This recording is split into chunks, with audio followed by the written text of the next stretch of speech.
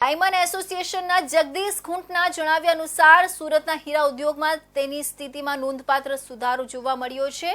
ખૂંટનું નિવેદન ઉદ્યોગની વર્તમાન સ્થિતિ પર એક સૂક્ષ્મ દ્રષ્ટિકોણ પૂરો પાડે છે, જે સકારાત્મક વલણો પર પ્રકાશ પાડે છે અને ગેરસમજોને દૂર કરે છે। તેજીના સમયમાં પણ દર વર્ષે સરેરાશ 5 થી 6 ઉથલપાથલના કિસ્સાઓ બને છે। આ સૂચવે છે કે ઉદ્યોગ હંમેશા અમુક સ્તરના વધઘટનો અનુભવ કરે છે। જોકે વર્તમાન પરિસ્થિતિ અલગ છે। બધા એકમો સંપૂર્ણ ક્ષમતાથી કાર્યરત છે અને રત્નશાસ્ત્રીઓ રોજગાર મેળવે છે। ઉદ્યોગના સુધારામાં ફાળો આપનાર એક મહત્વપૂર્ણ પરિબળ સુરતમાં પાતળા કદના હીરાનું ઉત્પાદન છે।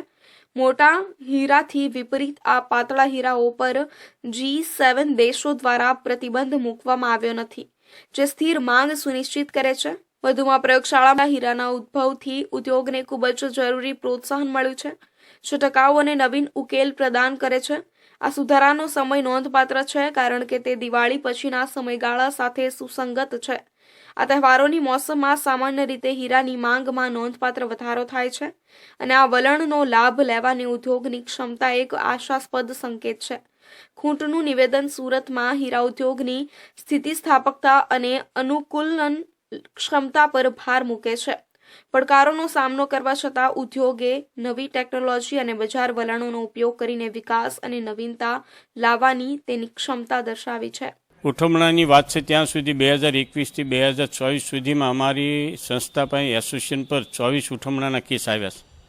તેમાંથી લાસ્ટ યર 2024માં જે 17 કેસ આવ્યા છે, તેનું કારણ એક છે કે આખા વર્ષ દરમિયાન ખૂબ મંદીનો પીરિયડ રહ્યો છે અને લોકોને સ્ટોકમાં પણ મોટી નુકસાની કરવાનો સમય આવ્યો છે। ત્યારે 2024માં ઉઠમણા વધુ થવાનું કારણ એક હોય તો એ મંદીનું કારણ છે।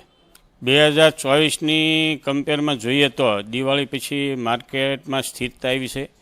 અમારા મેન્યુફેક્ચરિંગ યુનિટોએ પૂર ઝડપે ચાલી રહ્યા છે।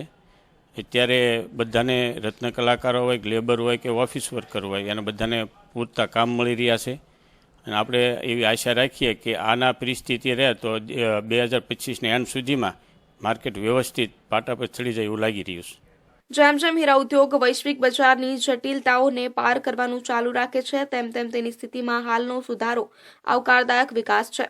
તેના સમૃદ્ધ ઇતિહાસ, કુશળ કાર્યબળ અને નવીન ભાવના સાથે સુરત હીરા ઉદ્યોગ વૈશ્વિક હીરા બજારમાં અગ્રણી ખેલાડી તરીકે પોતાનું સ્થાન પાછું મેળવવા માટે તૈયાર છે।